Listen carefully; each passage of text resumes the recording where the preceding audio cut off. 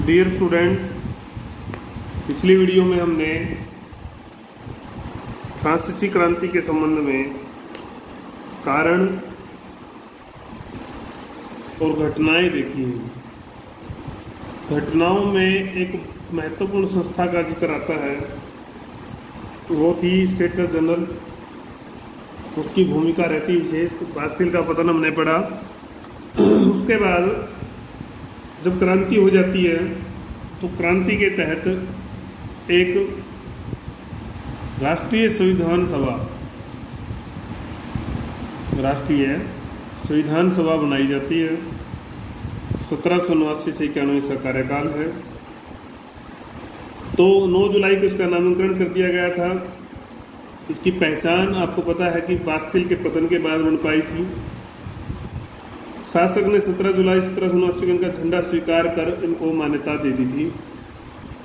मान्यता शासक द्वारा 17 जुलाई को दी गई। 2 कार्य थे इसके, करने थे इसको। फ्रांस की शासन व्यवस्था को देखना और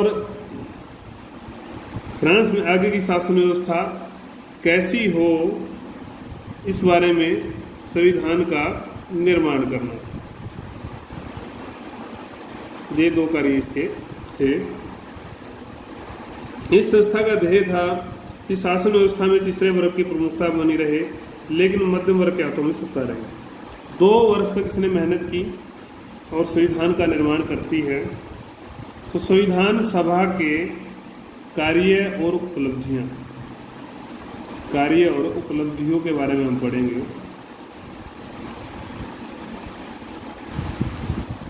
राष्ट्रीय सभा का ही नया नाम था। राष्ट्रीय सभा जो बनी थी उसको राष्ट्रीय संविधान सभा नाम दे दिया गया था। शासन व्यवस्था पर नियंत्रण करके कुछ ऐसे कार्य किए, कार्यों से उसकी एक विशिष्ट पहचान बन गई।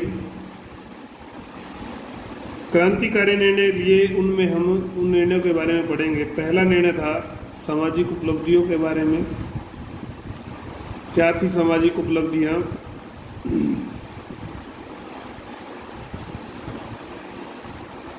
फ्रांस में क्रांति के लिए सामाजिक समानता की अहम भूमिका थी।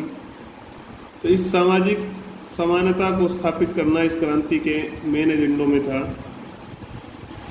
तो पहली चीज क्या करते हैं इस सामाजिक उपलब्धियों के तहत? सामंती व्यवस्था समाप्त की अंत की घोषणा जो है की जाती है इसके तहत। तो ये काम होता है पहला। उसके बाद जो है, क्योंकि माना गया था कि ये मूल कारण है समस्याओं का, ये सामंती व्यवस्था मूल कारण है समस्याओं का। 4 अगस्त से तो सामंतों ने स्वयं जो है अधिकार त्यागने शुरू कर दिए। सबसे पहला व्यक्ति नरे लीज था इस मामले में, जिसने अधिकार त्यागे। उसके बाद बी जो पॉइंट है उसको देखेंगे हमने राष्ट्रीय संविधान सभा देखा, सभा के कार्य उपलब्धियों में सामाजिक उपलब्धियां, उसमें फिर सामंती व्यवस्था का पतन हमने देखा, ये अरब भी हुई। इसी प्रकार से दास प्रथा, बेगार, नजराना, पदों को बेचना, जो भी मतलब पूरी जो चीज़ें थी जिनको हमने पढ़ा था, जिनके कारण से क्रांति हुई। अदालती जो अधिकार थे जमींदारों के, उनको सबको जो है ख़त्म कर दिया गया, समाप्त कर दिया जाता है, प्रस्ताव पारित कर दिए। इस तरह से जो विशेष अधिकार वाला वर्ग था उनका महत्व समाप्त हो जाता है। दूसरा जो इसने क्या किया वो था नागरिक अधिकारों की घोषणा। ये चीज़ें आप पढ़ आए हैं, बस इनको अभी ये लागू कर रही है। इनकी कमियां थी, इन्हीं कमियों के कारण से क्रांति हुई थी, अब इनको लागू कर देंगे। तो एक घोषणा पत्र जारी होता है इस संबंध में। सभी नागरिकों को समान अधिकार उसके तहत दिए जाते हैं। रूसो, इन्हें मुख्य अधिकार रूसो द्वारा स्पष्ट किए गए थे। थॉमसन ने लिखा, ये सिद्धांत जो संसार पर लागू करने के विचार पर आधारित है, समाज के सभी पुराने आधार को नष्ट कर सकते हैं और यूरोप के पुरातन राज्यों को भी नष्ट कर सकते हैं। क्या क्या किया गया? सभी नागरिकों को प्राकृतिक रूप से स्वतंत्र मानते हुए स्वतंत्र जीवन और संपत्ति का अधिकार दिया गया। बी में, कानून के समक्ष कोई छोटा बड़ा अमीर गरीब नहीं होगा, सबकी समानता रखी जाएगी। गलत काम किया तो सबको सजा मिलेगी। राजनीतिक निर्णय होंगे तो उसमें भी बराबरी दी जाएगी सबको। अभिव्यक्ति की छूट होगी, कार्य करने की छूट होगी, कोई भी कार्य कर सकते हो। सी, संगठन बनाने, राजनीतिक संगठन बना सकते हो। लेख लिखने की, अन्याय के विरुद्ध बोलने की छूट रहेगी। नागरिकों को अपने अधिकारों का प्रयोग जो करना था, इन अधिकारों का प्रयोग स्वयं के विकास में करें, उसकी स्वतंत्रता। लेकिन अन्य अधिकारों को महत्व देने के लिए कर्तव्य भी जारी किए गए इस संस्था द्वारा। कर्तव्य भी जारी किए गए। नागरिकों को भी सक्रिय व निष्क्रिय दो हिस्सों में बांट दिया गया। उसके बाद तो ये बी बिंदु था। नागरिक अधिकारों की घोषणा में हमने ए, बी, सी और डी बिंदु पढ़े। तीसरा जो आपका बिंदु आता है वो है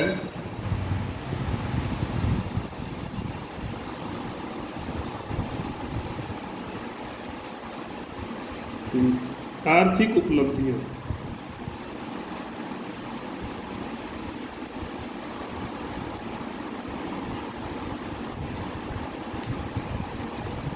क्योंकि आर्थिक संकट ही मुख्य जो है कारण था क्रांति का, तो इस संबंध में क्या क्या किए गए? चर्च की जो संपत्ति बहुत ज़्यादा थी, इसका राष्ट्रीयकरण कर दिया गया। देश की संपत्ति हो गई अब से वो सारी, तो सरकार का कब्जा हो जाता है 2 नवंबर को इस सारे पे। अनुचित जितने भी कर थे, अनुचित करों को हटा दिया गया। फ्रांस में केवल 3 कर रह गए, लगान, संपत्ति और उद्योग व व्यापार पर। इस तरह से 40 तरह के जो कर है वो बंद हो जाते हैं। संपूर्ण फ्रांस में एक मुद्रा का प्रचलन, और वो कैसी मुद्रा थी? कागजी। प्रारंभ में 40 करोड़ रुपए के नोट जारी किए गए। ये नोट जो है सरकारी अधिकार कोष में छपते थे। चौथा जो बिंदु है गिल्ड प्रथा। गिल्ड प्रथा जो शोषण करती थी उसको भी समाप्त कर दिया गया, बंद कर दिया गया। ई, व्यापार उद्योगों को बढ़ावा देने हेतु प्राथमिकता से कुछ निर्णय लिए गए। जो एकाधिकार वाले व्यापार दिक्कतें थी, वो एकाधिकार वाले व्यापार व हाथों से वो निकल गए। अब उन व्यापार को, उद्योगों को कोई भी कर सकता था, निकल गए उद्योग। इसके बाद चौथा बिंदु आता है आपका धार्मिक क्षेत्र में कार्य। धर्म जो कारण थे उन्हीं को फिर इन्होंने सुलझाया है। धार्मिक समस्याएं को भी आपने पढ़ा था, इन्होंने भी भूमिका निभाई थी। तो इसमें क्या कार्य किया? चर्च के बारे में नियम बनाए।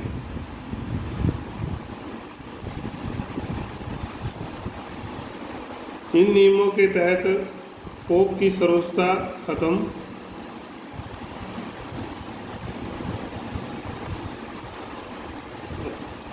चर्च संबंधित मामलों में इसकी सर्वोच्चता जो है, प्रमुखता जो है खत्म कर दी जाती है और चर्च का पुनर्गठन कर दिया जाता है।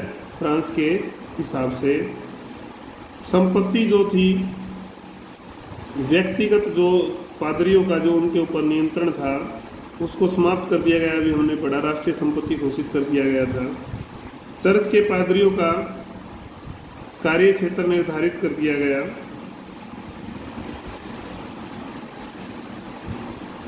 और इनका जो प्रमुख चुना जाता था उसमें चुनाव प्रणाली को अपनाया गया। इसी तरह से अन्य पादरियों का चुनाव भी होता था।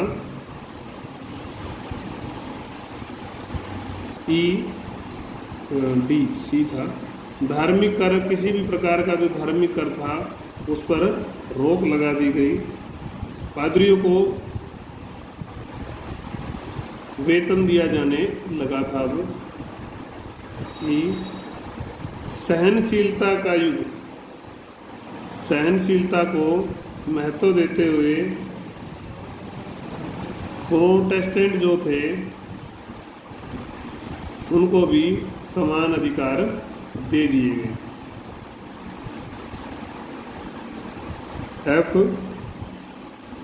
पादरियों के लिए जो नई व्यवस्था जो बनी थी उसके प्रति सख्त खाएंगे, कसम खाएंगे कि हम जो नहीं लेने वाले थे वो या तो भाग गए और या फिर निष्कासित कर दिए गए, निकाल दिए गए हाथ से। ये भी घटना वहाँ पर घटती है। तो ये इस क्षेत्र में हुए। फिर अगला जो क्षेत्र है वो है आपका प्रशासनिक क्षेत्र। प्रशासनिक क्षेत्र में भी अव्यवस्थाएं थी, अनियमितताएं थी। उसके कारण से भी जो है दिक्कतें आई, क्रांति हुई। तो इसमें क्या क्या काम किए? जो इकाइयां थी प्रशासन की, इकाइयों में एकरूपता लाने हेतु केंद्र, प्रांत वह जो स्थानीय थी उनमें प्रशासन का सही रूप से पहली बार बंटवारा किया गया। तो 83 प्रांत इस तरह से बनाए जाते हैं। प्रांत में फिर कैंटनों, प्रांत को कैंटनों, फिर कम्यूनों और फिर कम्यूनों को गांव में विभाजित किया जाता है। उसके बाद न्याय की जो प्रचलित प्रणाली बंद कर ज्यूरी प्रथा को लागू किया जाता है। न्याय में ज्यूरी प्रथा लागू की जाती है। परंपरागत न्याय करने वाली संस्थाओं से अधिकार लेकर पूरे राष्ट्र के लिए व्यवस्था की गई, कानून निर्धारित किए गए। सी, प्रशासनिक जो पद थे, पदों पर योग्यता के अनुसार, योग्यता ही उसका आधार था, न कि पद खरीदे बेचे जाते थे। चयन की जो जिम्मेवारी थी वो विशेषज्ञों को दी गई। डी, सेना का राष्ट्रीयकरण कर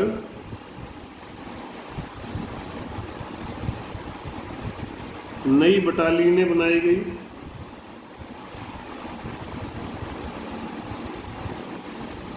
योग्यता अनुसार वेतन और पद तय किए गए। नौसेना का भी पुनर्गठन किया गया। इन सभी कार्यों के आधार पर हम कह सकते हैं कि इस संस्था ने फ्रांस की सभी प्रकार की स्थिति को संभालने का कार्य किया। तो ये सब काम इस सभा ने किए। दूसरा काम था संविधान का निर्माण। संविधान का निर्माण किया, नया संविधान था। दूसरा मुख्य कार्य था, भी हमने पढ़े थे, तो पहला कार्य पढ़ लिया हमने, दूसरा कार्य। तो ये संविधान 3 सितंबर को बनकर तैयार हो जाता है। 3 सितंबर 1791 सन भी बनकर तैयार है और 14 सितंबर को उसको मान्यता मिल जाती है। क्या व्यवस्था थी इसमें? राजा, औपचारिक सम्मान उसको दिया जाएगा केवल।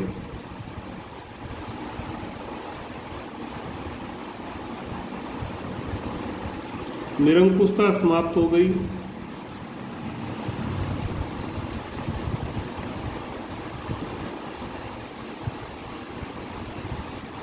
दो 2000 सैनिक ही रहेंगे मात्र उसके पास, ज़्यादा सैनिक वो नहीं रख सकेगा।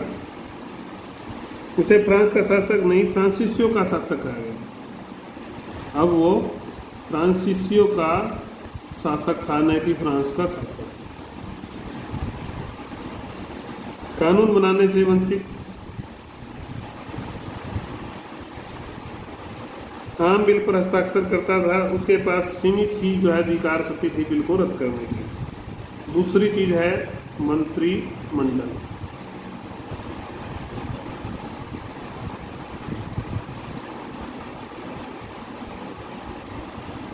सलाह के लिए वो नियुक्त कर सकता था मंत्री, उनको आज्ञा दे सकता था लिखित। उन मंत्रियों द्वारा संविधान की शपथ लेना अनिवार्य था और वो विधानसभा के सदस्य नहीं हो सकते थे। तीसरा जो बिंदु है आपका इसमें सब पॉइंट, वो है विधानमंडल। एक विधानमंडल की व्याख्या की गई है जिसमें सभी 83 प्रांतों से सदस्य आएंगे चुनकर।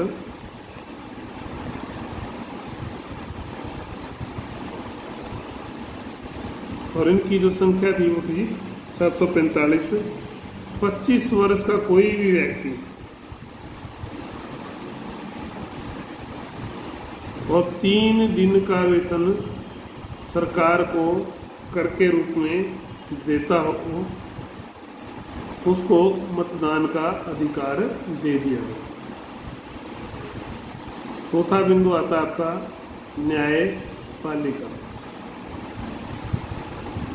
न्यायपालिका की बात करें तो इसकी स्वतंत्रता को भी बनाने का प्रयास किया जाता है। तो ऊपर से नीचे तक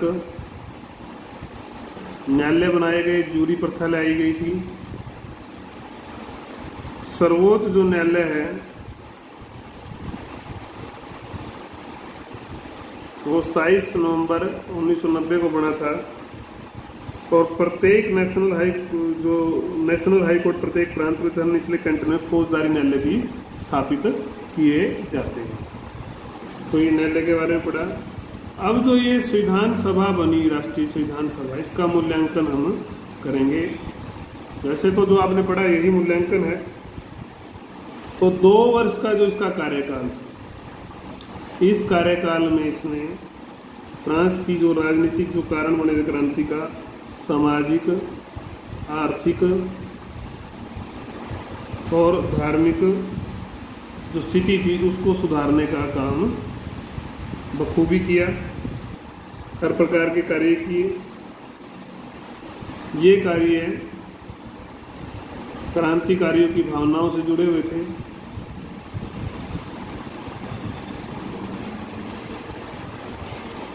कुछ कार्य अच्छे थे लेकिन कुछ में अनुभवहीनता भी स्पष्ट दिखाई जाती है। चरस संबंधी कानूनों को शासक स्वयं भी पसंद नहीं करता था। मताधिकार के लिए दिक्कत एक जो मतलब थोड़ा नेगेटिव पॉइंट है वो क्या था, मताधिकार के लिए निष्क्रिय और सक्रिय जो है बताना भी उचित नहीं था, नागरिकों को बांटना या उचित नहीं था। तो ये जो कानून बने या व्यवस्थाएं बनी, इसने मध्यम वर्ग के हितों की पूर्ति की, न कि पूरे समाज की।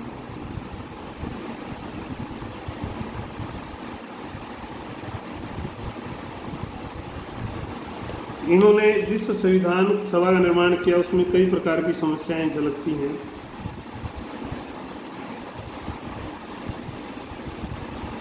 शासक की वास्तविकता के बारे में इन्हें ज्ञान था, फिर भी उसे शासक को वीटो देना गलत बात थी इनकी। शासक का मंत्रिमंडल इसके कारण से शक्तिशाली बनता है। फिर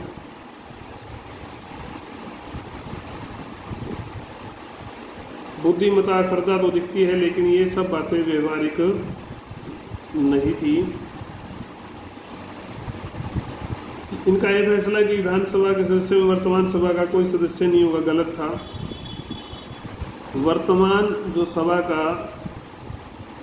सदस्य नहीं होगा कोई भी जो नए चुनाव होंगे उनमें, ये गलत था। कोई भी व्यक्ति चुनाव लड़े, बार बार भी लड़े, क्योंकि जो नए सदस्य आए वो अनुभवहीन थे, अनुभव की उनके पास कमी थी। अतः इनके द्वारा निर्मित संविधान, इनके द्वारा जो संविधान निर्मित हुआ वो 15 महीने ही चल पाया।